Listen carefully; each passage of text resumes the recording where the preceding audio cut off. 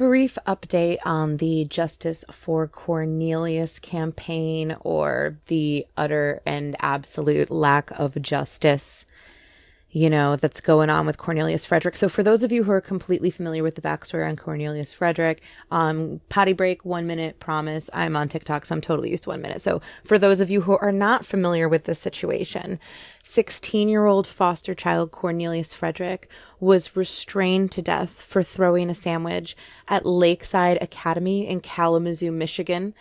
Lakeside Academy is owned by Sequel Youth and Family Services, which is one of the many networks, I don't know how many, 4 that I can think of at least, networks of troubled teen industry programs that Bain Capital currently owns. So Sequel Youth and Family Services prioritizes foster care and JJ kids because they, get more money for them. Ultimately is what it is. When these kids are categorized with mental health issues or behavioral issues or whatnot, the price tag from taxes is much higher. So Sequel really loves that. They also loved pulling kids out of California. California pays a lot more to outsource its kids. Bain has owned CRC and Aspen for since 2007 or something like that. So it's not like a new web of programs is new to them. And Sequel ownership isn't new to them. But anyways, we really need to get rid of Sequel, you guys. They've moved out to Dallas, where I am. Senator Gelser is facing them head on. She warned Sequel CEO Chris Russos that if Lakeside continued to use restraints the way that she witnessed them when she was visiting last year, that someone would die. So there's that. Please follow Senator Sarah Gelser on the social medias.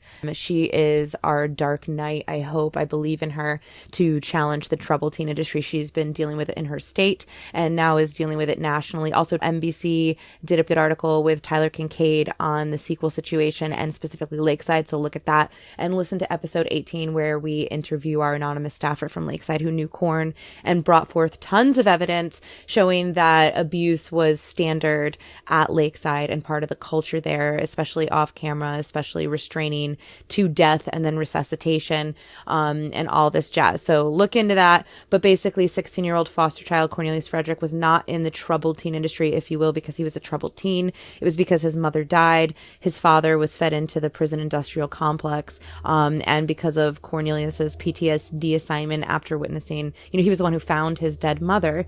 His aunt and family were unable to get all the licensing requirements done in the state of Michigan to house a child with behavioral or emotional needs, if you will, with the PTSD affiliation and have other children in the home. There's hoops and loopholes and hurdles that they have to jump through. So he wound up, as well as 4 of his siblings, institutionalized. And at Lakeside, he had been killed in a 30-minute restraint in December, but resuscitated effectively. And he was murdered on my birthday, April 29th. Again, after throwing a sandwich. The videos are out there. We have the full Q&A with the attorneys for his trust on our YouTube, and TikTok removes the clipped videos, which I understand this is sensitive stuff, but if you guys are listening to our podcast, you've obviously signed on to deal with facing this shadow of an open secret of institutionalized child abuse, which isn't pretty. And please heed trigger warnings, especially if you are a survivor yourself, on all of our content, and please just be gentle with yourself. But thank you for having the courage to jump down this rabbit hole with us. So Cornelius Frederick, we recently found out, has been buried in an unmarked grave. And I want to be very clear. I've never spoken with any of Cornelius's family, yada, yada, but I really don't want any sort of public shame cast on them for being unable to provide a headstone for this child. All shame belongs with those who put him 6 feet under in the first place.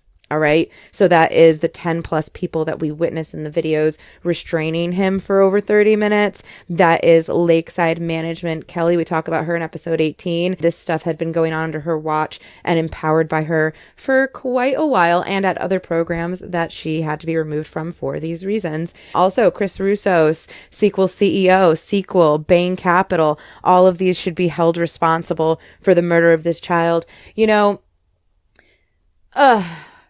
It's really unfortunate that we're in September now.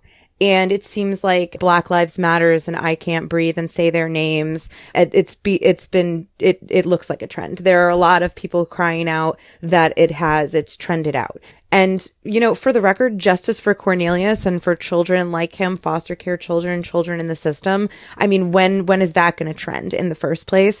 But also, like, if you're not up for every fight with systemic oppression, then what are you doing here? Right? So it doesn't really matter what we're talking about with this whole, like, foundational web of suppression. You need to be all in. So please, we're going to link the GoFundMe for Cornelius's headstone in this super brief update episode, and also call upon everyone to really put more pressure back on Kalamazoo and federally for regulations and oversight and any little bit of like the tiniest bit of justice. I don't know how much justice you can have post-mortem. I mean, Cornelius is gone. There's no way to fix that.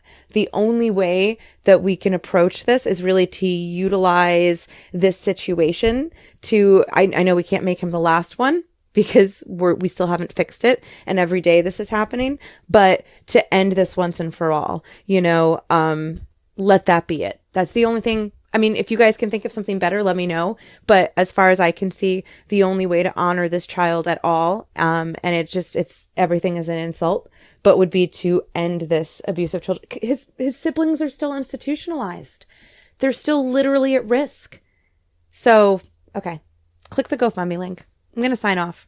Go listen to episode 18 if you're unfamiliar with the Cornelius situation, because you really need to be familiar with the Cornelius Frederick situation. And this is not a one-off. So when you're done with that, check out Breaking Justice on Venmo, the documentary on the Martin Lee Anderson case. Martin Lee Anderson, the 14-year-old in a Florida boot camp back in the 2000s, who was asphyxiated with ammonia and beaten to death on camera, and no justice. So it doesn't matter that this is on video. It doesn't matter that we're speaking up or his family's speaking up, or some of the kids are trying to that witnessed it, but because they're under the state of Michigan's care, they've just been funneled around and silenced as much as possible. So we really need to reach a critical mass of awareness and some righteous rage. It's cool if you're mad. You should be mad.